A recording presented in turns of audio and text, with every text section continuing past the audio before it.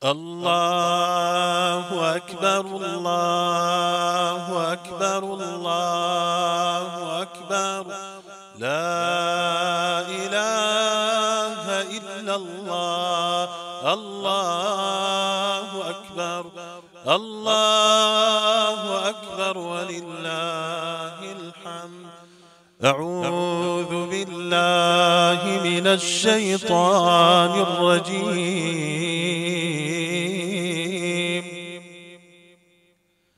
بسم الله الرحمن الرحيم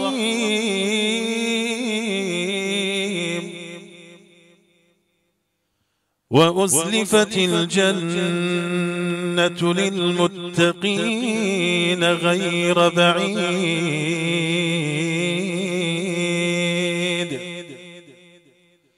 هذا ما توعدون لكل أواب حفيظ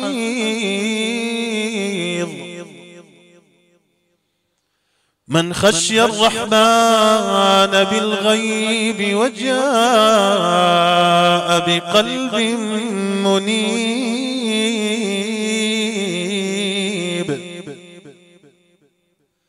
ادخلوها بسلام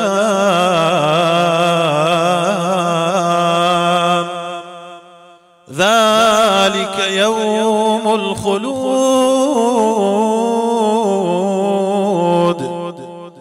لهم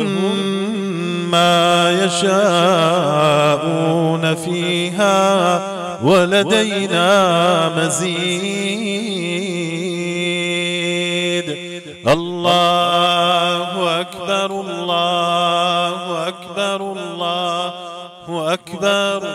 لا إله إلا الله الله أكبر الله أكبر ولله الحمد. بسم الله الرحمن الرحيم. بەڕێزان و خۆشەویستانی کەناڵی ئاسمانی پەیام لە هەر جێگا و شوێن و مەکانێک بن، پێتان دەڵێم ئەسەلام عەلەیکم وەڕەحمەتوڵڵاهی وبەڕەکاتوهو. خۆشحاڵ و بەختەوەرم لە بەرنامەی جەژنانە بە ئێوەی بەڕێز و خۆشەویست شاد دەبم. لەو بەرنامەیەدا لەگەڵ پۆلێک لە مامۆستایان و دەمخۆشان بە ئێوەی بەڕێز و خۆشەویست دەگەین بۆ ئەوەی کات و ساتێکی جەژنانە ئامێز بەیەکەوە لەو بەرنامەیەدا ساز بکەین. بە هەموو لایەک دەڵێم جەژنی ڕەمەزانی پیرۆز و مبارەک بێت. تەقەبەل الله منا ومنکم. خۆشحاڵ و بەختەوەرم لە بەرنامەی جەژنانە بە ئێوەی بەڕێز و خۆشەویست دەگەمەوە لەگەڵ هەر یەک لە مامۆستایانی بەڕێز، مامۆستا عەبدولخاڵقی ڕووناچی و هەروەها بەڕێز مامۆستا نامیق هەنارەیی و بەڕێز مامۆستا سەنگەر مەداح و سرودبێژ و قورئان خوێن. بەخێرهاتنیەکی گەرمیان دەکەم و بە هەموو لایەکیان دەڵێم ئەسەلام عەلەیکم وەڕەحمەتوڵڵاهی وبەڕەکاتوهو. بەڕێزانەی مامۆستا عەبدولخاڵق، یا ڕەبی بەخێر بخوا پاداش داتەوە جەژنە پیرۆزانەی جەنابەت ئەگەر بیگەینی بە بینەران و بە بیسەران لە جەژنی ڕەمەزانی پیرۆزدا. بسم الله الرحمن الرحيم الحمد لله وكفى والصلاة والسلام على نبيه المصطفى وعلى آله وصحبه ومن والاه. سرتا جژنە پیرۆزانی خۆم پێشکەش دەکەم لەوە تەواوی ئومەت و ملەتی پێغەمبەر عەلەیهی سەڵات وسەلام لە بۆ مسلمانانی هەرێمی کوردستان و بە تایبەتیش لە بۆ مسلمانانی خۆڕاگری شاری غەزا.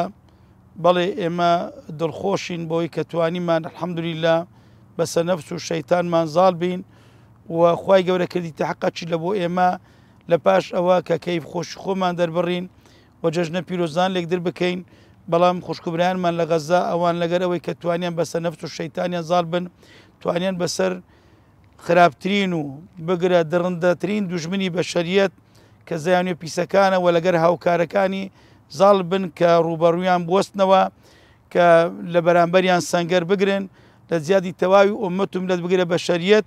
ئەوان شەڕ بکەن لە بەرەوەی ئەو پیلانە پیسەیەک ئەوان پێی تێنەگە سەر بگری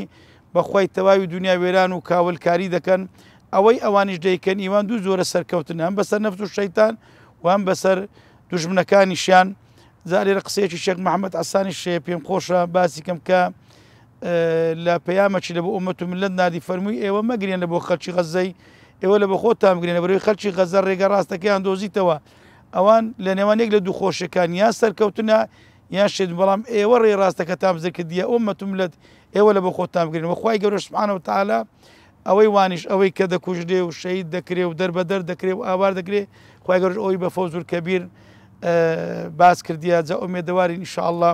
هەموو ڕۆژەکانمان جەژن بی خۆشی بی و بە تایبەتی نەخشە لە ژنی گەورەی مسلمانانش بی کە سەرکەوتنی گەورە تۆمارکەن بەسەر دوژمنانی دین و دنیا و بەشەریەتیش. خوا پاداشدا تۆ مامۆستای بەڕێز سەبارەت بە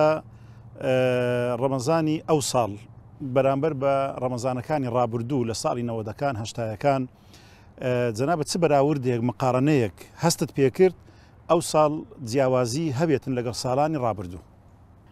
طبعا ڕەمەزان هەموو ڕەمەزانەکان بۆنی خۆیان هەیە کەیسان بۆنی لێخۆشبوونی خوا بۆنی ڕەحمەتی خوا و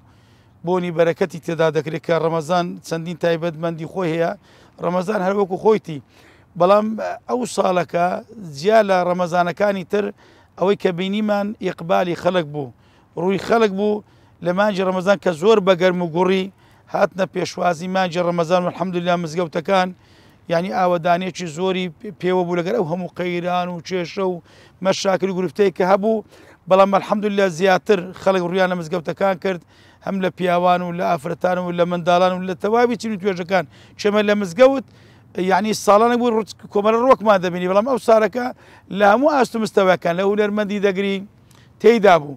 لە دکتۆری دەگری تێیدا بوو لە هەموو ئاست و مستەوەکە لە مامۆستای مەکتەبی تێیدا بوو ینی بەڕاستی گەرموگوڕێکی گەلک زۆری تێدا بوو کەوەی کە ڕەمەزانی ئەو سارمان زۆر خۆش بی و خەڵکیش هەستی بەو بەرەکەتە کرد خەڵکیش هەستی بەو خێر و خۆشە کرد یعنی لەگەر ئەوەیدا کە زۆر ناڕەحەتیە و یعنی ئەو ئەزیەت و ئازاری کەسەر خوشکبرایانمان بوو لە غەزەی کە ئەومانی ناڕەحەتکرد نەگەمە هەتا بەشەریەت بەگشتیە تا خەرکە خێرە موسڵمانەکەش لەگەر ئەوەیدا کە موسە نەبوو چ نەبوو بەڵام خەڵک توانی لە ینی ڕوحی خۆی تەر بکاو يعني بەڕاستی شتێکی زۆر خۆش بوو الحەمدوللا کەومان کەیفمان پیاد ئومێدەوارین کە ئینشاڵڵا ئەو ڕۆژانەی دێنە پێشتر وەکو مانجی ڕەمەزان بن هەمووی بتە ڕۆژی بەدر و قەدر و نەسر و فەتر و خێر و خۆشی دەستت خۆش بیاڕدی زۆر بەڕێز ماوەستەمەگەیت خەڵ خێر بێ پاکەداشتاکەوە زەمان بشن دەژنە پیرۆزەی کەوت ئاڕاستی مسلمان بەناوی خوای گەورە و میهرەبان سوپاس و ستایش بە خودای تاک و تەنها سەلات و سەلام بڕژێ بەسەر پێغەمبەری خۆشەویست و نازدار عەلەیهی سەڵات وەسەلام سەرەتاوی ڕای دەستخۆشی و پێزانین و سوپاسمان بۆ بەڕێست و بۆ کەناڵە جوانەکەی ئاسمانی پەیام و هەموو ئەو مسلمانانەی کەوا لە خزمەتی بانگەوازی ئیسلامی و گەیاندنی شەریعەتە جوانەکەی خوای پەروەردگار و ناساندنی سونەتی پێغەمبەرن عەلەیهی سەڵات وەسەلام سەرەتا جێژنە لە هەموو ئومەتی پێغەمبەری خۆشەویست عەلەیهی سەڵات وەسەلام پیرۆز بێ لەسەر تەواوی دنیا بە تایبەت لە مسلمانانی کوردستان وەخوای تەبارەک وتەعالا ئەو جێژنە لە ئێوەش پیرۆز بکات لە ئێمەش پیرۆز بکات لە تەواوی نوێژخوێنان و ڕۆژی گرانی ئومەتی پێغەمبەری خوا صلی الله علیه وسلم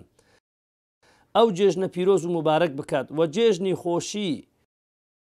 گەورەتری بەدوادابێتن و بە سەرکەوتنی مسلمانانی هەموو دنیا و بە تایبەت مسلمانانی غەزە ئەهلی عیزە کە خوای تەبارەک وتەعالا بۆ خاتری ئیسمی ئەعظەمی جێژنەی هەرە گەورە و خۆشیمان بەوە بێ بە سەرکەوتنی یەکجارەکی ئەوان بە لە ناوچوونی ئەو دوژمنە سەختە کە جوولەکەی لەعینە و ئەو جێژنە بەڕاستی پێخۆشحاڵین کە الحەمدولله لەسەر ئەوەی کە خوای تەبارەک وتەعالا دەفەرمێ ولتكملوا العدة ولتكبروا الله على ما هداكم ولعلكم تشكرون شكري خواي گەورە دەکەین لەسەر ئەوەی یارمەتی داین کە تەواوی مانجی ڕەمەزان بە ڕۆژی بین شەوەکان تەراویح بکەین لە شەوی ئەخیری زیندوو بکەینەوە و خێر و خێرخوازەکان و خێرکەرەکانیش کەوا ماڵی هەژارەکان ئاودان بکەن زەردەخەنە بینینە سەر لێ و بەبارەکانی فرمێشتی چاوی منداڵی یەتیم و کەساسەکان بستڕنەوە جێژنە لەوانیش پیرۆز بێتن کەوا بەڕاستی جێژنەی مسلمانان و فەقیر و هەژار و یەتیمانیان خۆشتر کرد بۆی کەماڵەکانیان ئاودان کردن و یارمەتیاندان و ئەو جێژنەیە خوای گەورە بیکاتەمای خێر و خۆشی و بەرەکەت و ڕەحمەت بیکاتەمای ئاشتەوایی و برایەتی و تەبایی و لێبوردەیی و لێخۆشبوون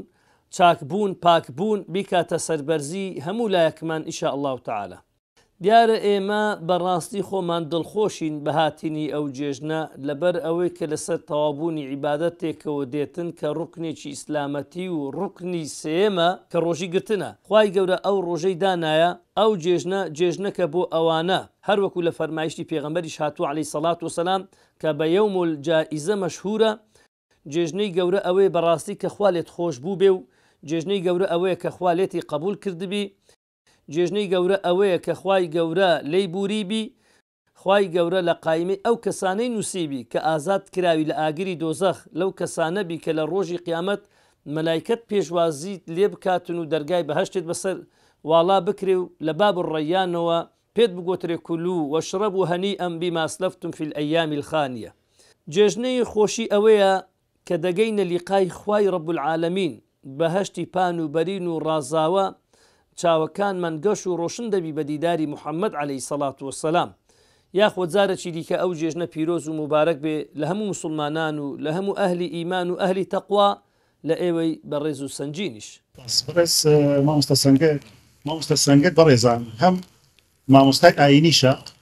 بەڕێز مامۆستا سەنگەر پێم خۆشە جەنابیشت جێژنانەی خۆت ئاراستەی بینەران و مسلمانان بکەیت. بسم الله والصلاة والسلام على رسول الله وعلى آله وصحبه ومن والاه. سلام ورحمة ومهرباني خوا لهم لك إن شاء الله. سەرەتا دەستخۆشێکی زۆر گەرم لە جەنابتان دەکەین کەەوە ئێمەتان بانگێشت کرد لە بۆ بەرنامە خنزیرانەیە. منیش لە ناخی دڵەوە پیرۆزبایەکی زۆر گەرم لە هەموو ئەو کەسانە ئەەکەم لەو مانگەی شەونی خونیان کرد، ئیعتیکافیان کرد، شەونێژیان کرد، ئیستیقبالی ئەو مانگەیان کرد، بە جوانی ڕێزیان لێگر، ئیحترامیان کرد، یاخۆ پیرۆزیان بی، یاخۆ لێ خۆشببوون و ڕەحمەت و میهرەبانی خوا بەسەریان دابڕژێ. و هەروەها لەو مانگە مانجی فتح و نەسرە ببێتە مای فتح و نەسر لە بۆ هەموو ئومەتی محەممەد المستەفا صلی الله عليه وسلم. خوای پەروەردگار مەدەدی خۆی، فریشتەی خۆی، هێز و قودرەتی خۆی بنێرێ لە بۆ مسلمانان و هەروەها دژمنانی ئیسلام تێک بشتێنی ئینشاءالله. ئینشاءالله هاتنی جەژن هاتنی خێر و خۆشی و برایەتی و تەبایبی لە بینی هەموو لایەکمان. پیرۆز بێ جەژن و شادیتان، هەر بەردەوام بێ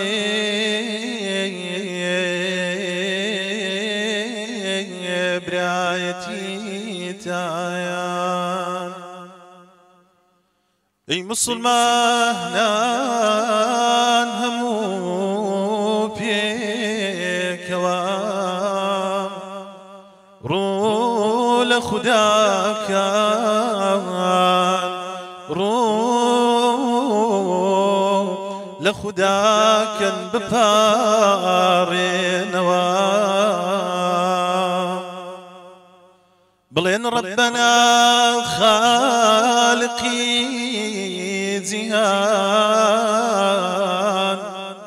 پیرۆزی بکای، پیرۆزی بکای جەژنی هەموومان. پیرۆز بێ جەژن و خۆشیم شادیتان، پیرۆز بێ جەژن و خۆشیم شادیتان، هەر بەردەوام بێ برایەتیتان، هەر بەردەوام بێ برایەتیتان. ئەی مسلمانان هەموو پێکەوە، ئەی مسلمانان هەموو پێکەوە ڕوو لە خوداکان بپارێنەوە، ڕوو لە خوداکان بپارێنەوە، بڵێن ڕەبەنا خالقی جیهان، بڵێن ڕەبەنا خالقی جیهان، پیرۆزی بکای جەژنی هەموومان، پیرۆزی بکای جەژنی هەموومان. مسلمانینا لەگەڵ یەکتری، مسلمانینا لەگەڵ یەکتری، جەژنانە بکان تا شەیتان بگری، جەژنانە بکان تا شەیتان بگری، بادەم و چاوتان بزەی لەسەر بێ، بادەم و چاوتان بزەی لەسەر بێ، تا برایەتیتان گەلێ بەهێز بێ، تا برایەتیتان گەلێ بەهێز بێ. پیرۆز بێ جەژن و خۆشیم شادیتان، پیرۆز بێ جەژن و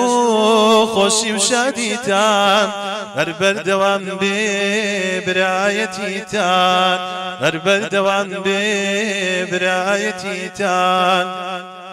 دەبا دەروونمان خاوێن کەینەوە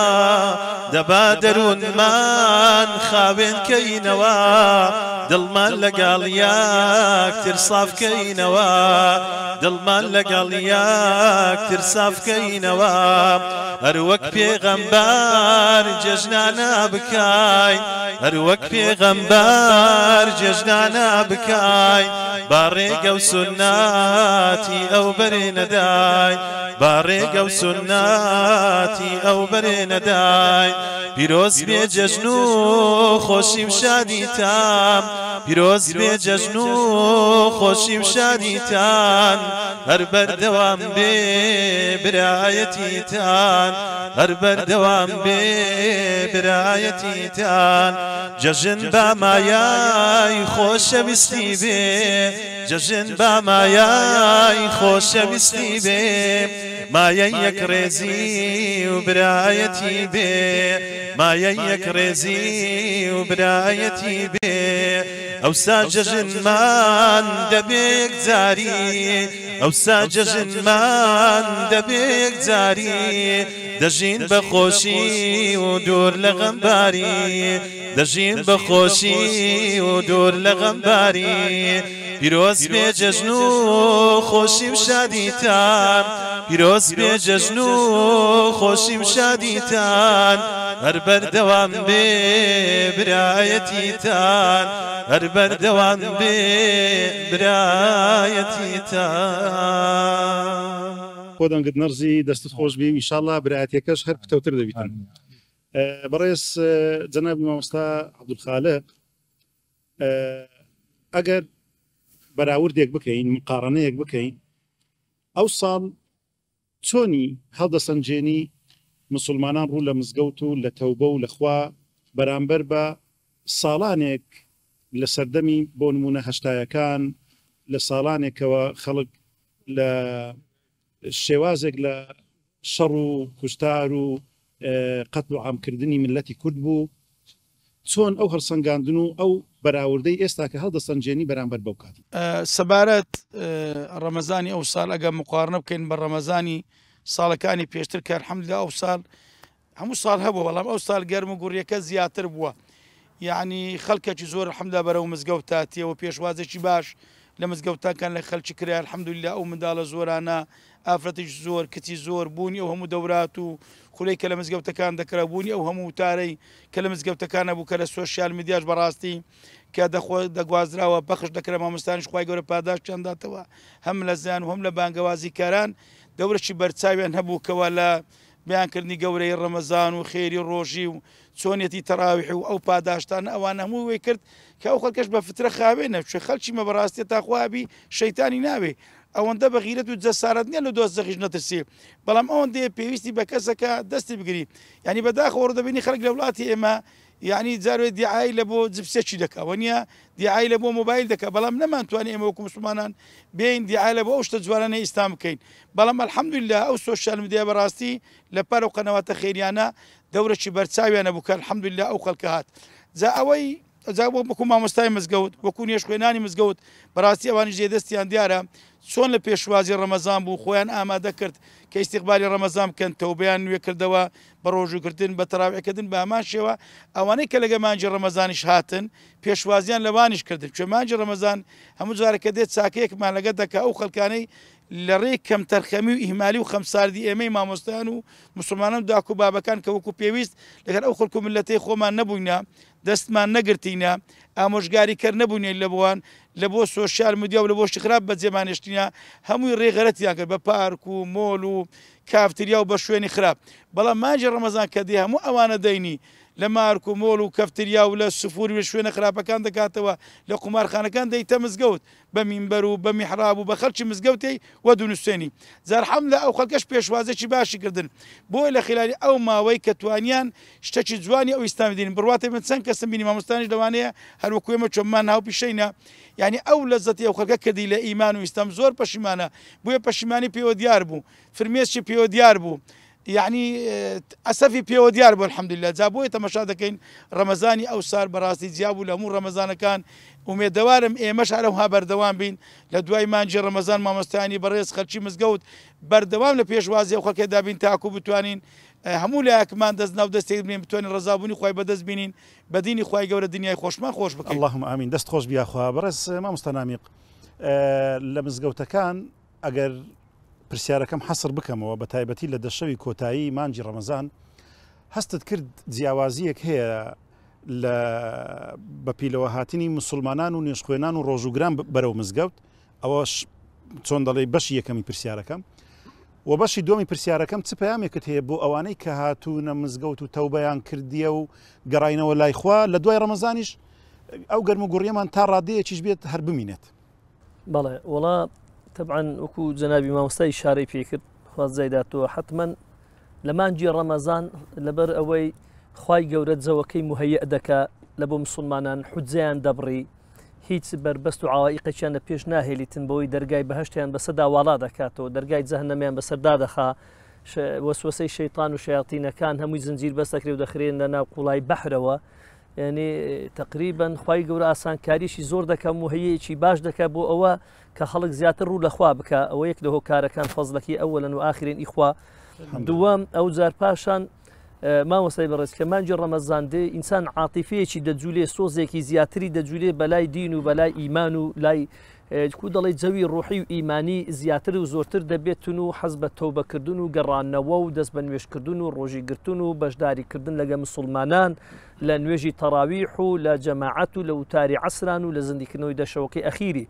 ئەوە حقەتەن جێی دەستخۆشیە ئێمە سوپاسی خوای دەکەین پاشان و هەروەها دوعای بەخێریش بۆ بەڕێزانەش دەکەین کە بەرەو پیری مزگەوت توێن چوە ڕەمەزان خودی خۆی خێر و بەرەکەت و ڕەحمەتە هەر لە کەلیمەی معناکەی ڕەمەزان تەمەشا بکەین ئەگەر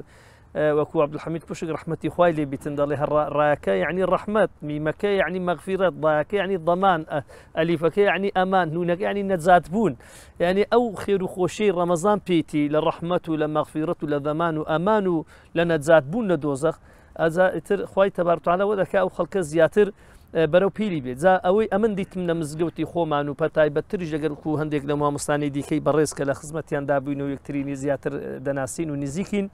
مزگەوتەکان گەرم و گۆڕتر بوون لە ساڵی پار بەڕاستی ئێمە یەکەم ساڵە جێی ئافرەتانمان بەتایبەت کە جیان نەبێ یعنی دنیایەک ئافرەت بگەڕێتەوە ماڵێ لەبەر بێ جێی کەپس بووە لە شەوی یەکەمی ڕەمەزانی تەڕایح و هەتا ئەو دقەی وەشی کە شەوی جەژن بۆ میسالەن بە بەردەوامی یعنی قەرەبارەغی هەبووە حتا لە زندیکردنەوەکانیشدا بەشداریان هەیە منداڵەکان یەکەم ساڵم لە مزگەوتی خۆم دەبینم زیاتر لە عەدەدی 100 منداڵ ڕووی لە مزگەوت بکە منداڵ یعنی لە 6 ساڵی و 7 ساڵی و 8 ساڵی پێشتر هەبوو بەس کەمتر بوو گەنجەکان بە تایبەت هەندێک دەموچاوی نوێمان دیتن لە مزگەوتێ کە لەگەرەوەشدا هەر یەومەتی قەشن یعنی دلیلە لەسەرەوە خەڵک ئەم ساڵ بە فەزل و منەتی خوای گەورە گەرم و گوڕێکی زیاتر هەبوو لە مزگەوتەکان خەڵک زیاتر ڕووی لە دین و ئیمان کردلەوە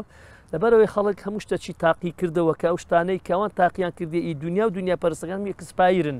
هەمووی زەرەرمەندن هەمووی ئازارن هەمووی ژانن ینی سەرڕاوی بێمەعاشی و بۆ بێموچەیی بوو دڵیان مرتاح نەبوو بەڵام لە ڕووی دینداری و هەموو ئەزیەت و ئازار و هەموو خەفەتەی پێیان درا بۆ هەم قەیرانەی لەسەریان دروستکرا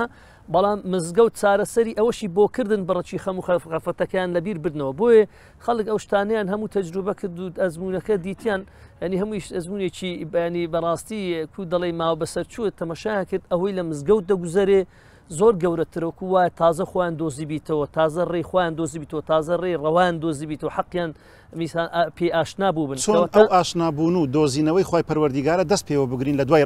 جەژن و لە دوای ئەوەش پاشی فەزلی خوای وتمان مامۆستانیش خوازاندا تۆ جوود و ماندیبوونەکی زۆریان کرد کە لە بۆ ئەوەی کە زیاتر لە هەملەکو لە ڕاگەاندنەکان و کەناڵە ئیسلامیەکان الحەق یعنی ئینسان وەکو وەفایەک ئیشارەی پێ بدەین هەندێک کەناڵ هەبوو بە پارەی حرام و دزراوی ئەو خەڵکەی کە شبوهاتی دروست دەکرد لەسەر دڵی خەڵکی دەیویست یعنی بە تابەت هەموو ساڵێ دێن یەک خەڵکێکی میسانن بێعیلم و یاخۆت دەکرێت بڵێن ویژدان فرۆش میسانن دەیەوێتن ئەو دینە لە بەرچاوی خەڵکی تەشویکە وەڵۆ هیچی پێ ناکرێت بەڵام هەر ناخۆشە دەڵێ مێشی زنی بەڵام تەبیعەتی ئینسان ینی قبولی ناکاتن تۆزێک لێی نزیک بتەوەیان بیبینێ لەبەرەوەی دائیمەن لە سەشتی ناپاک دەنیشێتن دیتمان یعنی کۆمەڵێکشتی دەوروژێنێ ئافرەت پێکەوە دەستنوێژی شوشتە بە تەڕابیح بیدعێنی ئەو شتانەش هەبوو مەسەر حەمدا خەڵک هەجێ بەوە نەدا خەڵک هەر گەرم و گۆڕ بوو ئەلحەمدە چکە خەڵک حەق و باتیلی دیتەوە چکە هەر خودی خۆی شوێنەکە جێی گوماناویە کە ئەو لێی میێوانداری کراوە و بەرنامەکەش هەروە بەرنامەدارە بە هەر حاڵ ئێمە پێم خۆشە جژنەوەی بگەینین چکە خەڵک زیاتر جێی لێمان دەبێتن ئەمە خاڵ یەکەم ئی دووەمیش ئەوەی کە بەڕێز دەفەرمێت چۆن دەستی پێوەگرین مامۆستای عەزیز بەڕاستی ئەوەی زۆر مهمە ئیستیقامێ بەردەوام بوونە چونکە تەمەشا بکە خوای رب العالمین ئەمر بە پێغەمبەری خۆشەویست دەکات عەلەیهی سەڵات فاستەقیم کەما ئومیرت یعنی ئەمە بەردەوام بە وەکو چۆن ئەمرمان پێکردی و وەکو ئیبن حەجەر دەفەرمێ لەگە ئیبن قەیم ڕەحمەتی خوایان دەفەرمێ ئیستیقامە کینایەیە کلمەی ئیستیقامە لە قورئان هاتێ کینایە لە تەمەسوک لە دەستوەگرتن بە کتابی خوا و بە سنەتی پێغەمبەر صلی الله علیه و سلم ربك حتى يأتيك اليقين يعني ئەو کەسێک کە هاتە مزگەوتێ لە ڕەمەزانێ خۆ لە بۆ خوای پاشی ڕەمەزانیش خۆ ئەو خوایە هەر پێویستی کردیە بە ئەوکەی تەمەشاکە حتا یعنی کۆمەڵە شتێک هەیە خوای گەورە پێمان نیشان ئەدا ئێستا پێغەمبەری خود لە ڕێی پێغەمبەر وسڵم دەفەرمێ 6 ڕۆژی شەوالی ئەتوو بە ڕۆژی بی لەگەی مانجی ڕەمەزان توای ساڵێکەمی بە ڕۆژی بووی يعني شو مانجي رمضان بدمك شكش بشيز رود دمك لو باشان بيغمز فرمي من صام رمضان ثم أتبعه 6 من شوال كأنما صام الدار كله لو دري يعني الروجي نابت سري روجي نابت عبادة نابت سري لو بيغمبري خواي صلى الله عليه وسلم فرموي مثلا لباشي نوجه فرز كان جورترين نوج شو نوجه تقول شو نوجه كده لرمضان نابت سريتن كواتا خير وصدقه ككدا نابسرتن نوجي جماعات نابزي قرآن خيندن نابسرتن لو جورترين شت لبو استقامة بون أوي إنسان إصلاحي قلبي خوي بكا لسر عقيدة إيمانشي باش بي دستي بيو بقري شو كان نشاني قبول بوني إيمانجي رمضاني براستي بردوام بون لباشي رمضاني لسر أوي أتو للرمضاني كديت أوي يكنا نشاني قبول بوني عملي بيشترت أوي لباشي عملشي باشتر بكي جوانا خوا پاداش دات يا ربي دست خوش بيا خبر از ما مستسنجر جناب لتراويح كان تيت هيا وتسلى طائفك بابتك خوش خلق ديدو ما مستا نيجا كانت كرد كاوا يعني دريشتري بكا يعني ها زور زاران او بابتانا دكريت جناب كود لو رمضاني دابو شوازا لقل نيش خوينانو لقل اهلي مزقوتي ترايح كانت والله وكو روجك زور ما عندي بوم باشا هر دميز نوجك مغربي بامامتي بكم بقريموا هر لبروي او روجي زور ما عندي روجي جمعي بوتار بو حسري شهر وتار ما عنداو ايشي ناو مزقوتي ما نهبو دەمیز بگەڕێمەوە بسمە ژوورە نانی بخۆم کە ئابراک لەسەری دەرکەی خێ گرتم گوتی مامۆستا پرسیارەکەمیە لە وەختی فتاری گوتم دوایە ئێستا وەختی ئەوەی نیە ئێستا خەڵک نانی دەخوا گوتی پرسیارەکەمی گوتم فەرم گوتی وڵای خەونەکەم دیتیا گوتی لە خەوەکەی خۆشەویستەکەم میردی کردیە کورە گوتم برایەکە وەختی مەغریبێ یا ڕەبی خوای گەورە بەت ئاسام بکە بەس شتێکی خۆش مامۆستا هاشم هەیە لە کۆیە شتێکی خۆشی باس کرد لە ژیانی خۆی بەڵێ زۆرم حەز لێ بوو فەقیر بووم ڕۆژێک ئیمامەتی بکەم تەمەنام دەکرد ڕۆژێک مامۆستا لەوێ نەبیتن بەخۆم ئیمامەتیەکەی بکەم گوتی ڕۆژێکیان نیوەڕۆ بوو مامۆستا لەوێ نەبوو بە پێشکەتم ویستم دابەستم گوتی کابراەک لە پشتۆ پشتیمی لێگرتم گوتی وەرە بکشێوە ئەو عایدی منە ئیمامەتی گوتی یعنی لە تەمەنی خۆم دەخەمم نەخوار بوو گوتی ئەبزارێک ئەم کێشاوە گوتی وەڵا دامان بەستا لە دووما ئەو کابرایە بە تەمەنەی گوتی لە ئاگام لە نوێژەکەی نەما هەدەم گو خۆیان لێ تێکچی گوتی وەختێکی وەی لێ سێ ڕکعەتی کرد سێ ڕکعەت بوو دانیشت گوتی وەختی خەڵک نەیدەزانێ هەدێک سبحان الله نەزانێ سبحان الله والله گوتی سەلامی داوە گوتی بۆ هەڵایەک لە سەری فەوزە گوتیان کاکەوە فەقی مامۆستای لێرێ ئەتولۆ بە پێشکەتی تیان کاکە قەینا نوێژەکەی دەکەینەوە وەرە ئەو فەقی مامۆستای بە پێشکەوی گوتیان زۆر درم خۆش بوو گوتی وەم دەزانین تازە لە دایک بوومە گوتی ڕووم لەو کابرای دەکردم گوتی جوان ڕاوەستە والله گوتی لە خۆشیان گوتی مامۆستا گوتی لە تەحیاتی یەکەم هیچ دەنگ نما گوتم دیارە تەحیاتی ئاخریە گوتی لە تەحیاتی یەکەم سەلامم داوە سبحان الله لە مزگەوتیش وایە شتێک دەنگ بڕوات بتە فەوزا هەڵا گوتی ئاگام لێ بوو دەیانگۆ بە دوان نوێژێکیان پێ نەکرا سبحان الله دەست خۆش بیاخوا زۆر باشە پێشوی بگەڕێمەوە لای جەنابی مامۆستایان ئەگە شتێکەکەمان پێشکەش بکەی بەو جەژنەی جەنابەت بزانە چ بابەتێک پێت خۆشە بە دەنگە زوڵاڵەکەت پێشکەشی بینەران و بیسەرانی بکە ئەی پێغەمبەری شیرین لە دڵان ئەی هەوێنی خۆشی ژیان بەڕادەی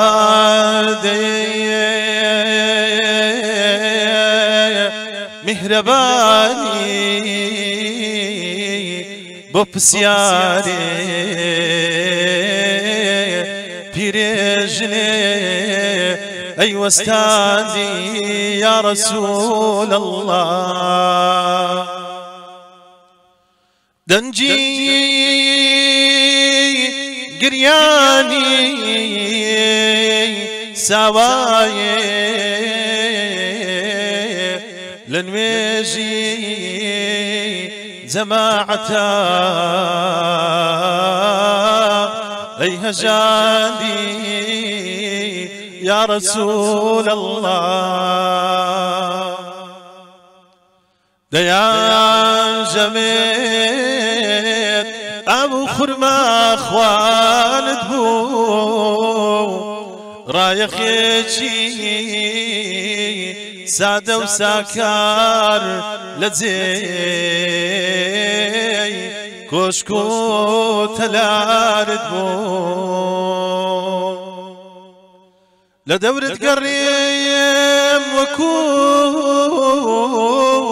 پەروانە ئەوەی تۆی ناوێ زۆر سەرگەردانە لە گوڵ جوانترا لە گوڵ جوانترا ڕوخسارەکەی تۆ یا رەسوول الله سەڵاوات بڕژێ بۆ سەرجانی تۆ ئەگەر لوتفێت هەبێ یا ڕەب ئەگەر لوتفێت هەبێ یا ڕەب ئیمان ئابێ بپەرژینێم ئیمان ئابێ بپەرژینێم لە باتی سایری دونیاکەم لە باتی سایری دونیاکەم بە چاوی دڵ تۆ ئەبینێم بە چاوی دڵ تۆ ئەبینێم بەهەشتێم کای لە فکرایە بەهەشتێم کای لە فکرایە مەبەستم بەندەگی تۆیە مەبەستم بەندەگی تۆیە ئەواتێن تۆی ئیمانێن تۆی ئەواتێن تۆی ئیمانێن تۆی دل عرشە و زێتە ئەیبینێم دل عرشە و زێتە ئەیبینێم ئەگەر لوتفێت هەبێ یا ڕەب ئیمان نابێ بپەرژینێم ئیمان نابێ بپەرژینێم لە باتی سایری دونیاکەم لە باتی سایری دونیاکەم بە چاوی دڵ تۆ ئەبینێم بە چاوی دڵ تۆ ئەبینێم چەندە دۆزەخ بڵێ سای بێ چەندە دۆزەخ بڵێ سەی بێ بەکردنیە لە شاڵاوی بەکردنیە لە شاڵاوی بە عەشقی تۆ گەر ڕژابێ بە عەشقی تۆ گەر ڕژابێ بەسەر سینەمدا سرینێم بەسەر سینەمدا سرینێم ئەگەر لوتفێت هەبێ یا ڕەب ئیمان نابێ بپەرژینێم ئیمان نابێ بپەرژینێم لە باتی سایری دونیاکەم لە باتی سایری دونیاکەم بە چاوی دڵ تۆ ئەبینێم بە چاوی دڵ تۆ ئەبینێم ئینشاءالله ئەو دەنگە هەر ببینێت وەخوای پەروەردیگاریش چاو و دڵ و ڕوومان ڕۆشن بکاتن بە دیتونی جەوه و جەمالی خۆی یا ئەڵڵا. بەڕێزان خۆشەویستان، دەچینە ناوبڕێکەوە دواتر دەگەڕێنەوە لای بەڕێستان.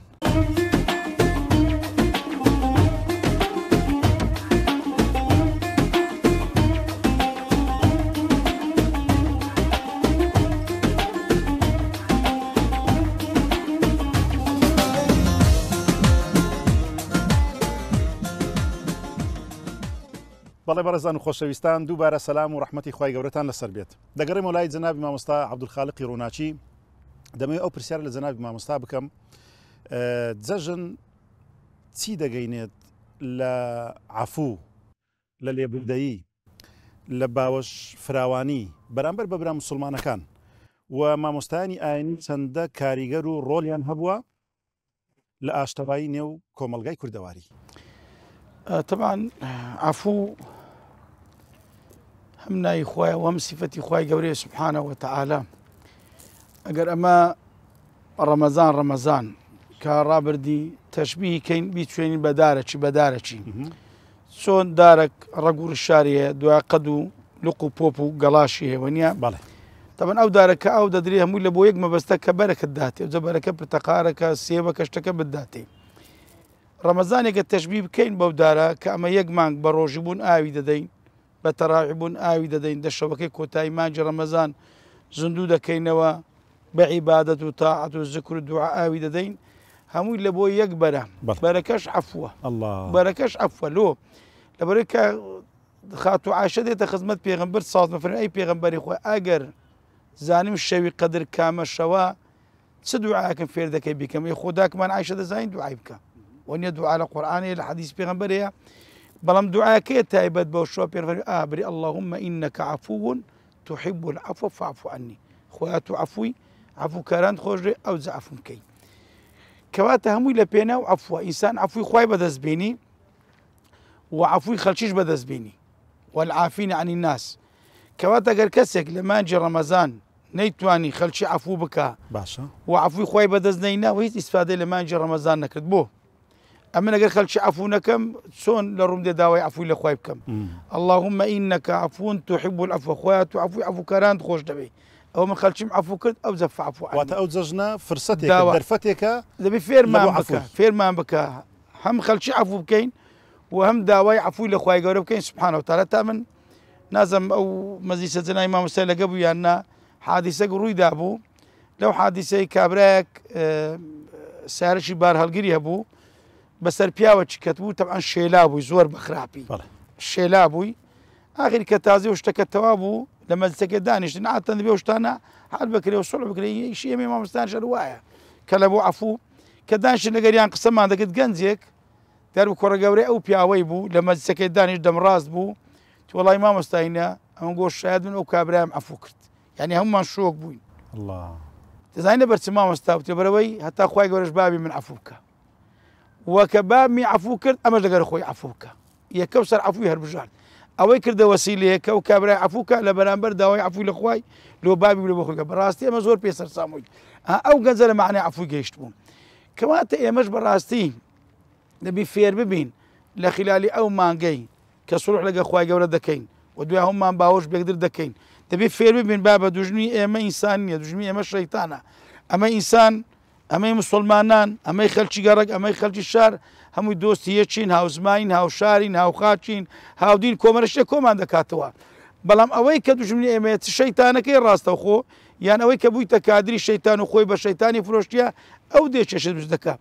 خوای گەورە دەربارەی کافرەکان دەفەرمێ وەدوا ما عنیتم ئالی کوفر لەبەرەوەی خۆیان بە شەیتانی فرۆشتیە ئیشان ئەوێ دائما معانات و کێشە و گرفت و قەیران و پەشێ و ئاژای ناوخۆش دروستکەن لە نێوان ژنی مێردەکان لە نێوان خوشکبراکان لە نێوان دەردراوسەیەکان هەتا لە نێوان لایەنەکان بە پێچەوانی ئەهلی ئیمان و ئیسلام دائما لەگەر سولح و مصالحەیدانەوە سولح و خەیر خەفنێ سولح خەیرە بەڵام بەدیلەکەی چییە شەڕە ئەگەر ئەمە سولح نەکەین یەکدر عەفوو نەکەین ئاشتەوای نەکەین بەدیلەکەی چییە شەڕە کەواتە ئەمە دەبی بەڕاستی فێرە عەفوو ببین لێ لەسەرمان ئەمە هەموو لایەکمان یەکدر عەفوو بکەین ئەگەر یەکدر عەفوو نەکەین بە تەمای عەفووی خوای نەبین و ئەگەر یەکدریش خۆش نەبین بە تەمای لێ خۆشبوونی خوای نەبین و ئەگەر گەردەن یەکدریش ئازاد نەکەین بە تەمای ئازادبوون لە ئاگر نەکەین بۆیە لەسەرمانە بۆیە پێویست دەکات ئەمە وەکو خۆمان الحەمدولillah وەکو خەڵکی مزگەوت الحەمدولillah وەکو خەڵکەمان فێر کرد لە چەندین سلحی شتواتێدا ئامادە بوون الحەمدولله وەسەری گرتیە و دەستە سەرخەکەی تریش بەگشتی ئەوانەی کە ناکۆک بوونەوە بینیان نەبووە ڕەمەزانیش ڕۆژ ئیدی جێژنە دەرفەتە وەنیە ئێکاگە خوا لێ ماخۆش دەبالێک دڵخۆش بین ئێدەخوا عەفوکردن بێکتر عەفوکەین و بە تایبەتی شتێک کە بە من ناکرێ بە مامۆستایان ناکرێ لەوانەیە بە خەڵکی نەکرێت بە دەسەڵاتداران دەکرێت ئەو چییە؟ ئەوانەی کە بڕیاریان بەدەستە ئەوانیش دەتوانن سیفەتی عەفوو بەکاربین و ئەو ملەتەی خۆیتیان ئەوانش دا لێبوردنەوەکی گشتی دەرە بکەن لە بۆ ئەو خەڵکەی یعنی بە تایبەتی ئەوانەی کە هیچ کێشیان لەسەر نییە یعنی ناکرێ موچینیەت و کابراایکی مامۆستا ئیمام و خەتیبی میاگبیرێکی پێغەمبەر ساوسم لە ژۆرێ بکەی وەنیە ناکرێت کەسێکی دەست بەدەست نێش ناکرێت کەسێکی جارێ فەقی دەبین لەسەر کێشەی عایلی وەنیە دەیانوێت چاک ببنەوە یعنی دەبی ئەویش دەوری ئەو ڕۆڵەی بدینی دائیمەن خەڵکی چاکەوە بەستیش نەگوتێ معتەقەل بەڕازی سزن شوێنەکە ئینسانی فێر عەقر دەبی ئەو کەسەی دەستەوێن دەرێ بەس ئەگە بکرێ یعنی دەستەیەکە بی لە مامۆستایانی ئاین لە خەڵکی کۆمەڵاتی ئەوانە تێدا بن بەو خەڵکی دابستنەوە بە خوددا ئەو خەڵکە ینی بڕیارندا لەگە شەیتانی بی غەرەتەشکی دەمە سیارەکەم تێکزی چا دەکەمەوە چۆن ئەومەت و ملەتە تێکزی چا ناکەمەوە بۆ ئەوەی بۆوانی دەکرێت ئەوانی دەکرێت بەو جێژنەی ئێستاش بەخوای درەنگ نییە دەکرێت شتێکی ئیستثناش بی لۆ دوای جێژنەش بی قەید نییە بڕیارێکی دەربکەن کاکە ئەو خەڵکی عەفوو بکەن هەتا خوای گەورەش ئەوان عەفوو بکە دوای ئەو ڕۆ لەموو کاتێک زیاتر پێویستمان بۆیە کاکە ئاشتەوایی بکەین دوژمنمان گەلک زۆرە دەور و بەرمان هەموو دوژمنە کەس کەیفی بێ ئێمە نایە بەخۆشمان ببینە دوژمنێک در ئەتوو کێ من دەگری ئەم بەتەنەنی مەکاکە ئەمن خانەوادەم هەیە عەشیرەتم هەیە کاکە خێزانم هەیە مندارم هەیە تو بۆ وانم دەکەی دوژمنی خۆت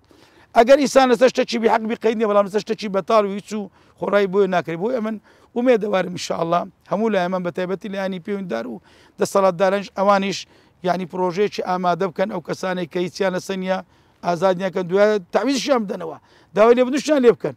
و ئەو کەسێک کەشتە چی لەسەر حکومەکەی قبلەوەی تەخفیف بکەن یان ئەوانەی کە کێشە و مەشکەری کۆمەڵایەتیە حادیسەکە سیارەکە محاولە بکەن ئەوانیش دەوری تێدابدینی چا بکەنەوە کەواتە ئەوەی کە زۆر مهمە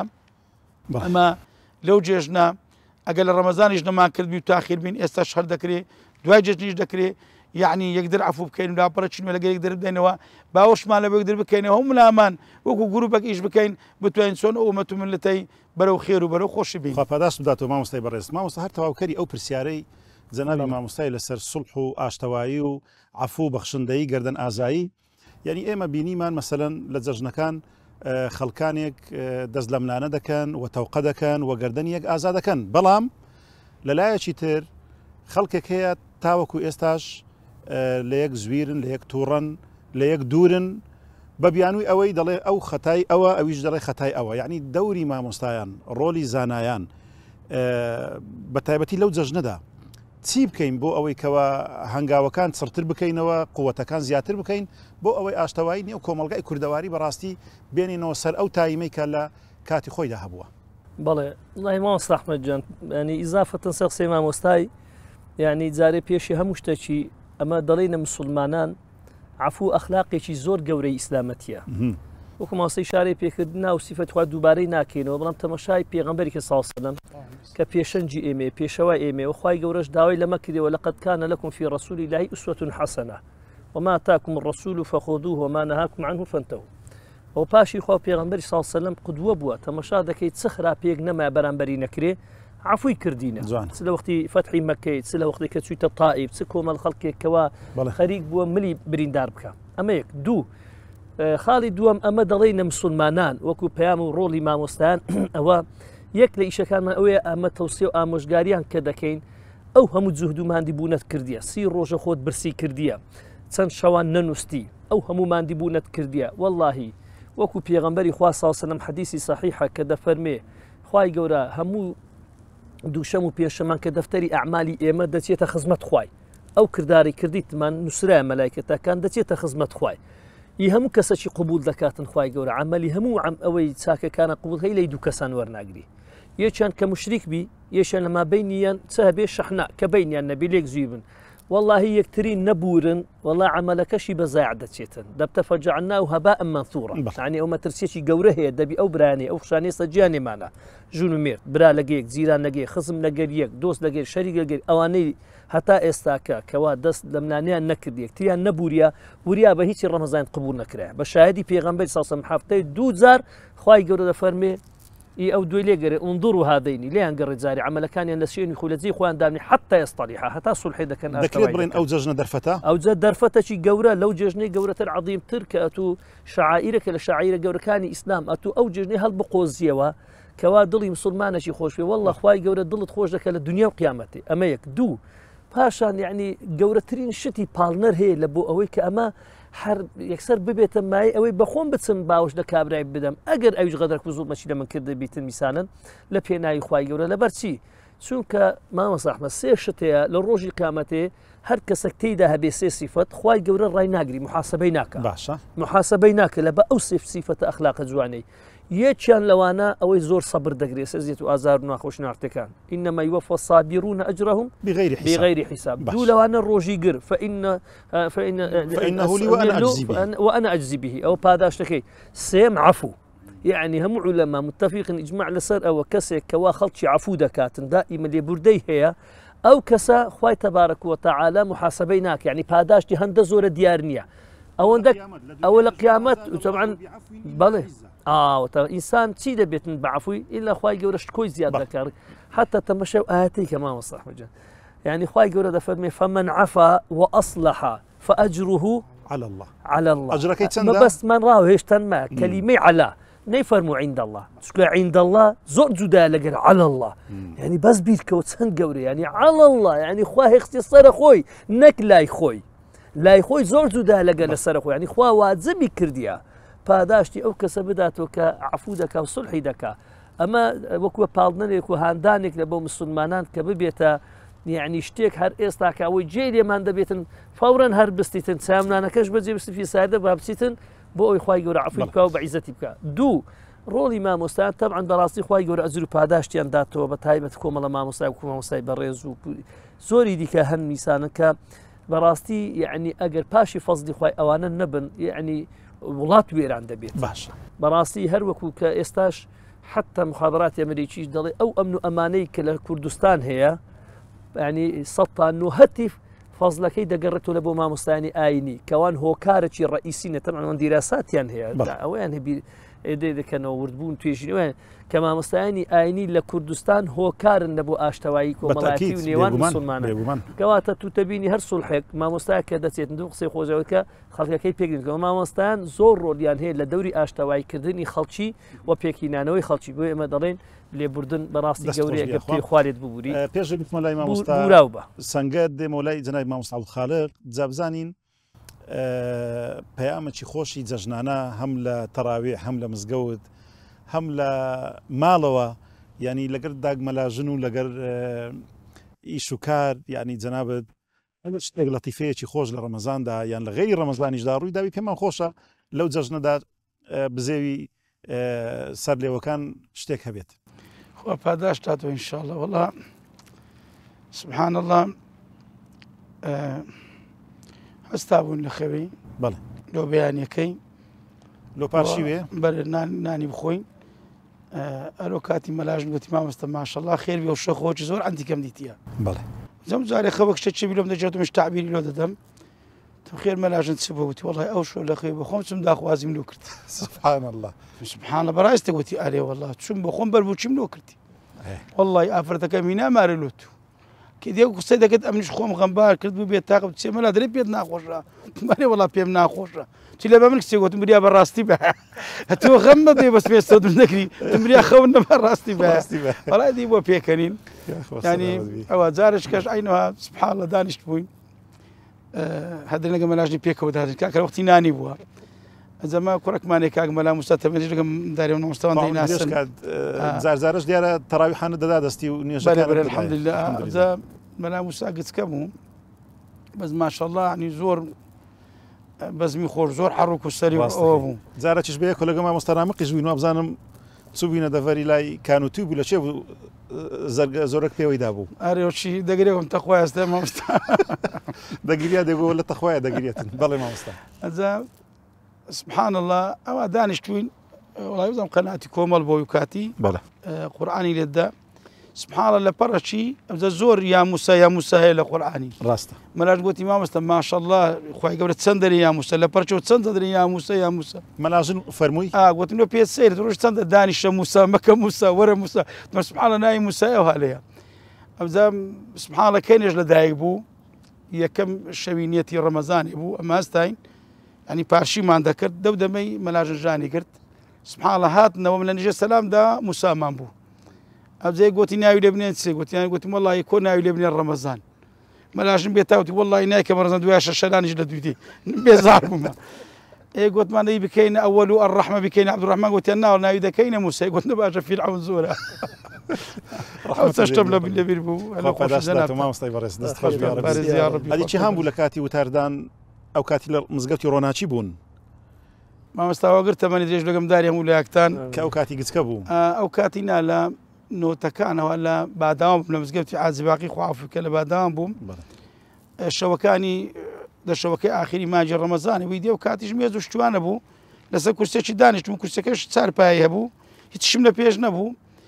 حتى الخطيب كقصيدة كده يسترنزي خل شراب شيشة أو بيامه بدات يعني مجور بتأثير باسي مردم بو قنا كاني قبرو أوان بو يديو على مال هال دوي روي لما كردبو خريج شبو من لبردي تم أو خلكا هم أو هيا كردي إيش بيهم سير بو والله هم كردي يزنيا أو زارمي أو هيا كردي تبيني متسنيا والله زارمي أو هيا كردي سلم برد أخوار تبيني ملاو قل لبنكم بيهم ولا كل شيء باوري لك خلش دكا طبعا راس من قد كورم الشيطان كاسين توتو نبي لا شكر رحمة الله يا ربي طبعا قلت كيف الحمد لله الحمد لله وإذا زي ما لا خوش طاب قادري بحر كيف قلتيو لما دستيديني ولا الشريش الأوائل كام يستاج ما شاء الله ما مستعد زي فخر شان عزيمة إن شاء الله خوي ولا بهداري بكاتم برزان ما مستعد ناميق زين أبي شد ما شاء الله زور قراي وزور بسرهات دلالايا وبسرهاتي ما مستعان بسرهاتي خوت يعني بسرهاتي جمعة خطبة تراويح ومزقوت كان الزول لا اشتيتي خوش تزيد لا بوان باز بكي والله ما شاء الله دنيا هكي ما نبروي وزع كمان وها زورتي كنا درين بلام هندشتي دوي يشان سفري عمري بو بله تقريبا مانجي سي رابرد او سي صار ماك فيجي استاكا بله لسفري عمري بوين دا شهري مدينه منوره بوين دا بتما بوين سبينك سعاد وعامه باج نيوراني بريده كوين دبو مكي دا بسين عمري بينينو شوكي يك مان لقربو هلا غرفي هلا منطقه جدك نخو معنا ولو هالرخصه شي داوم دائما فتي قدنش تازا بجيرو تسدري مسلماني بيخو شبي بله ولا ديار بو باشي عشاء كهاتينو لنويجيو مش خرب كنو هندا قصي خوش منو كنو سبني سفر دكين وادك هذا تقول ما وصل من خوي حرام بيني هي سم دكنيا ادي ابو تسب كما من تمور بعدسين لدكاني الاخواري لبو تذكرين والله تشوي نخواري غير خنبرت وني زين بعري وسامكا اما شدو من هل بجاد تمو احرامك كري اموزه هالشي لقدابو كي احرامك كري اشتي شي هبو قلت مو احرامك تا كري كا وهذا ما جو باري بدي من هات ما دري ابزاره بيش تبرك ايش شي هبولوي زي بزيكم ديار بو اموزاكي هذا تقول ما وصبزان وانا ازان منا فلانكس وخريج شي دودواني لقى صاحبي دكاني والله مش هاتم قلت موتيا قلت كاك ديما احرام ما نكر وتنبري يتم تباردا وتم دي قايش من هذاتي زوتم قايش بباري خو بقى احرامينيا قوتي او براسته قلت مريو لك وروتي برو او احرام ما هنيز بشرواري عمري دين موها او دي احرام هنيز بشرواري عمري دين موها بشرواري قلت بشرواري عمري دين موها نابي تنو دي احرامي لبركي ايش تيجي وصال هالربز قلت تسكنوينا بله مدالك هي بولي دو ابتدائيه بري كحازي كيفيه لمزقوت لكن فوق معنا زيدان خو انا وش كارمند كذا بيام ما السلام عليكم هي والله مش باج عصران كوتارم تاو دبي برشي تايبت دكم بسي دقام بدعاء ابو مسلمانان بعام وبالي غزه وبو ولاتي خومانو مش باشي هنجيني ايواري براي قوتي ما وصكاك واني بولي ششي اعدادين قليان هدري ما وصل دعاي له اوهم صنفي اوهم خلقيدك اوهم خلقيده بيرا وزهر دعاي لبو من نكردي بري قطابي كاني بولي شش باش روجي باشتر باشي عصري وبيرم هاتو تمخوايا اواني بولي ششن اواني بولي سنه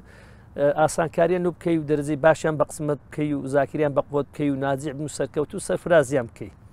والله ديار بو بركي كحاجي كيفيش دتنيشي بو لقري هاد بو مزقوتي باش نجي عصران كوتاره كمان هبو قلتي بابا باشە دیدۆ سێ و شش ئەدیلۆ لۆ پۆلی دوی ناکە ابتدائي بەخۆی پۆلی دوی ئیبتیدایی بێت لۆ پۆلی دوی ناکە پێی برێ با لۆ پۆلی دوش دوعای بکە دەستخۆش جەنابدار کاتینا ڕبی مامۆستەمەلا سەنگەر جەنابیشت حتمما شتێکمان هەر بە باز دەکەی پێشی مەدیحەکەی ساشی بەڕێز گوتی لە ڕێ عمڕی بوو لە سەفری عمڕی بەڵێ وتی عادەتی مامۆستا لە پێشەوە لە عقیتەکەی لەوێن دەرە قسەی دەکا گوتمش گوتم بەڕێزان نوێژی مەغریبێ تەخیر دەکەین نوێژی مەغریبێ دەبینەکەن عیشایە گوتی کابراک لە پشتۆ گوتی مامۆستا دە عیشایە چێوە دەوێن سبحان الله ڕحمەت لێ بی یاخوا شتێکی ترمان پێشکەش بکە سپاس دەکەین من كردشي بدينم نواي صلاح الدينم من كردشي بدينم نواي صلاح الدينم رزقاري أو ملتا لإسلام أبينم رزقاري أم ملتا لإسلام أبينم من كردشي دل باكم دري بدرو بخاكم من كردشي دل باكم دري بدرو بخاكم هزار زور آوارم كن هر بندي خويتاكم هزار زور آوارم كان هر بندي خويتاكم من كردشي بدينم نواي صلاح الدينم رزقاري أو ملتا لإسلام أبينم رزقاري أم ملتا لإسلام أبينم كرديشي بغيرتم دش بظلم وزلتم كرديشي بغيرتم دش بظلم وزلتم هرجز دس بردار نابم لخاك ولا ملتم هرجز دس بردار نابم لخاك ولا ملتم من كرديشي بدينم نواي صلاح الدينم من كردشي بدينم نواي صلاح الدينم رزقاري أو ملتا لإسلام أبينم رزقاري أم ملتا لإسلام أبينم كردشي خاون هوشم أبو خاكم نفروشم كردشي خاون هوشم أبو خاكم نفروشم بو سربستي وأزادي تواو شيدا وبروشم بو سربستي وشهيدي تواو شيدا وبروشم من كردشي بدينم نواي صلاح الدينم من كردشي بدينم نواي صلاح الدينم رزقاري أم ملتا لإسلام أبينم رزقاري أم ملتا لإسلام أبينم یاخوا هەر بێەوە بە ساغ و سەلامەتی مامۆستا سەنگەر دەست خۆش بیاخوا کاتەکەمان بەرەو کۆتایی دەڕوە جەنابی مامۆستا قسەوان پرسیارمان زۆرمایە بە تایبەتی جەژنی ڕەمەزانیش تایبەتمەندی خۆی هەیە و خۆشی خۆی هەیە ئەها پێغەمبەری خوا صلی الله علیه و سلم فەرمووی لیسائمی فەرحەتان ئەو دوو فەرحەیە بەڕاستی فەرحەة عند فطره وفەرحەة عند لقاء ربه ئینشاءالله ئێمە فترەکەمان کرد و جەژنەکەشمان کرد بەڵام دەمەوێت لە کۆتا قسەی جەنابت لە یەک دقەدا ئەو دوعای پێغەمبەری خوا کە دەفەرمێت تەقەبەل الله منا ومنکم یان ئەو شێوازە دەربڕینە جوانەی کەوە وەکو ئادابێکی مسلمانان دانراوە جەنابت لە کۆتاییدا لە خلالی یەک دقە پەیامی کۆتاییشم لەگەر بگەین و سپاست دەکەم. طبعا پاشەوەی کە خوای گەورە تۆفیقی مسلمانان دەتوانن سەرکەوتن بەدەستبینن بۆی کە فەرمانی خوای گەورە جێبەجێ دەکەن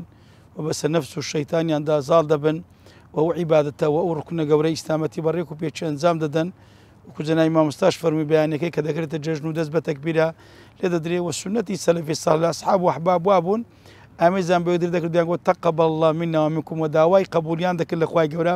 لەبەری خوای فەرمووی ومن جاء بالحەسەنەتی ئەوجە فەلەهو عەشرو ئەمثالیها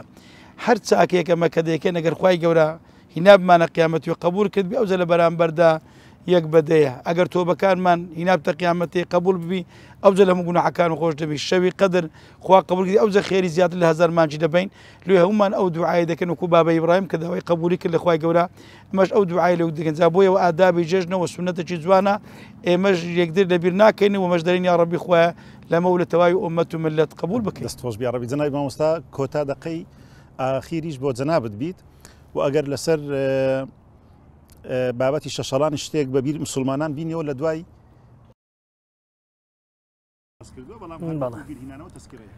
والله خواهی گەورە جای بەخێر داتوێ مەش دەڵێن جژن پیرۆز بێ و تاعات عیباتی هەموو لای قبول بێتن جارێکی دیکە لە هەموو مسلمانان ئەمە یەک دووش پامی مە ئەوەیە لۆ خۆمان و لە هەموو مسلمانان دەڕاستی تاکە ڕێی سەرفرازی و سەربەرزی و خۆشحاڵی و بەختەوەری دنیا و قیامەتان بە تەنها ئیسلامە ئەو ڕێ جوانەی بەرنەدەین و خی گەورە بۆمەی دیاری کرێ خوات ڕێکی لە بۆ تو دیاریکە ڕێی ڕاست بۆ دیاری دەکاتن ڕێی سەرفرازی و سەربەرزی و سەرکە و ئەنە هذا صراطی مستقیما فاتبعوه بەدوای دابکەین ئەوەی کە تۆ بێکرێ ڕەمەزان نەیشێنی ئەو خوشکە بە ڕێزەی حیزابی پۆشی و سەریدا پۆشی فەڕێی نەداتەوە ولا تكونوا كالتي نقضت غزلها من بعد قوة أنكاثا ئەوە وەکو ئەو پیرێژنە نەبێتن ینی کۆمەڵە خەڵکێکی بەپارە دەگرت و دەهات خوری دەکرد دەڕیس و هێوارانیش خۆڕی پێ دەکرد و ڕیس و ئەنەکەین بەڵکم بەردەوام بین لە تاعات و عیبادەت و لە تەقوا و لە خواپەرستی بەردەوام لە نزیک بوونەوە بین نەخوا و لە پێغەمبەری خوا ساسنە بە ئەداکردنی عیبادەت و تاعاتەکان ئەمە دوو سێمین شت گرنگی بدەین بەو 6 ڕۆژەی ڕەمەزانێت سوی ئیمام مسلم ڕیواەتی حەدیثەکەی کردێت کە پێغەمبەری خوا ساسن فەرمووی هەر کەسێک مانجی ڕەمەزان بگرێ 6 ڕۆژی مانجی شەوالیش بگریتن تێدا بە کەیفی خۆی هەوزە هەفتەی 2 ڕۆژ پێدەی بعد بشون پێشەمان پێبیتن مهم 6 ڕۆژەکەیت چ بە دوای یەکدا دەگریتن ڕۆژی یەکەمی جێژنەی ئەوە دیارە کە مەسەن جێژنە لێیدا دروست نییە میسانن تێدا بە ڕۆژیبی بەڵام باقی دیکە ڕۆژەکانی هەتاک و کۆتای مانجێ دروستە هەر کاتەچی ئیحتیمامی پێبدەن گرنگی بدەن چونکە 1 ساڵ ڕۆژی گرتنی لە بۆ دەنووسێ بە 6 ڕۆژە توی ساڵک شتێکی کەم نییە ئەو جار ئەوەی کە عوزری هەیە میسانن ئەوەی کە شتێکی بە هەر حاڵ بتوانێتن ئەو 6 ڕۆژەی لە کات و ساتی مانجی شەوالێدا بە ڕۆژیبی یعنی لێک گرێدانە لە بۆ عیبات و تاعات و خواناسیێمە هیم ئیستیقامەمان هەبی بەردەوام بین و بەردەوام دڵمان خۆش بین و دڵ یەکتری خۆش بکەین و لەسەر تاعات و عیبادەت و خواپەرستی و خواناسیدا ئیشاء الله تعالی بەرداوامیمان هەبێت. بەڕێستان بداتەوە. بەڕێزان و خۆشەویستان پێشەوەی بچمەوە لای مامۆستا سەنگەر و کۆتا سرودمان پێشکەش بکات من لێرەوە دووبارە و سێبارە جەژنە پیرۆزە لە ئێوەی بەڕێز و خۆشەویست دەکەم دەڵێم تەقەبەڵ الله منا ومنکم وەخوای پەروەردیگار ئەو جائیزەی بە قسمت ئێمە کرد و مانجی ڕەمەزانمان زۆر بە جوانی گرت وەخوای پەروەردیگار جەژنەکەی لێ پیرۆز و مبارەک کردین و بۆیە لێرەوە دەڵێم گەردەن ئازایی خۆشی دەربڕین خواردنی خۆش خواردن و تەوقە و لەملانە و گەڕان و سەفرە و گەشتکردن هەموو ئەوانە لە بۆ مسلمان شتێکی پێویستە بەڵام لێرە دووبارەی دەکەینەوە دوعاش بۆ مسلمانانی چەوساوە و بۆ مسلمانانی ستام لێکراوی بە تایبەتی غەزە بکەین لە هیچ کاتێک لە یادیان نەکەین ئەگەر چی بۆ خۆمان لە ماڵ و حاڵێکی گەرم داین لە سفرە و خوانێکی گەرم داین بەڵام بە ئەوانیش لە یاد و لەبیر نەکەین بۆیە بە کۆتا هاتنی سرودی مامۆستا سەنگەرکەوە شتێکی خۆشمان پێشکەش بکە لە کۆتاییەکەی لە لای منەوە بەخوای پەروەردیگارتان دەسپێرم والسلام عليكم ورحمة الله وبركاته. صلاة الله سلام الله عليك يا رسول الله صلاة الله سلام الله عليك يا رسول الله صلاة الله سلام الله عليك يا حبيب الله رولي نسرى بآمينا دايك نيدي ولوينا فداي بريار قول دبيم سنجوانا وتنخابينا صلاة الله سلام الله عليك يا رسول الله صلاة الله سلام الله عليك يا حبيب الله فداي بنزاي ترآود بهم فداي نتقين يا بدبهم فداي عدل عدالاتي عمر بن خطاب دبين صلاة الله سلام الله عليك يا رسول الله صلاة الله سلام الله عليك يا حبيب الله فداي عتري عريق دبيم فداي بردي نتيق دبيم فداي بيغايامي بيناي رزاي حق لا صديق ذبي صلاة الله سلام الله عليك يا رسول الله صلاة الله يا سلام الله عليك يا حبيب الله فداي خوتو رفيق ذبيم فداي ياري صديق ذبيم فداي باشناي ببيلاوي أفعى قستوي عتيق ذبيم صلاة الله سلام الله عليك يا رسول الله صلاة الله سلام الله عليك يا حبيب الله